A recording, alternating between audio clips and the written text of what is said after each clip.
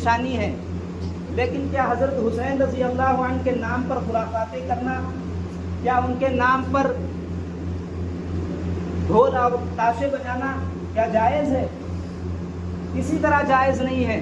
اس لیے قرآن نے کہا وَلَا تَقُولُوا لِمَن يُقْتَلُ فِي سَبِيلِ اللَّهِ أَمْوَاتٌ، جو اللہ کے راستے میں شہید ہوئے، جو اللہ کا کلمہ بلند کرنے کے لیے، اللہ کا دین غالب کرنے کے لیے، اللہ کے دین کی خاطر اپنی جانوں کو قربان کیا، قرآن کہتا ہے وَلَا تَقُولُوا لِمَن يُقْتَلُ فِي سَبِيلِ اللَّهِ أَمْوَاتٌ، انہیں مردہ نہ کہنا، بل احیاء، وہ زندہ ہیں، وہ زندہ ہیں، وَلَٰكِن لَا تَشْعُرُونَ، لیکن تمہیں سمجھ نہیں ہے۔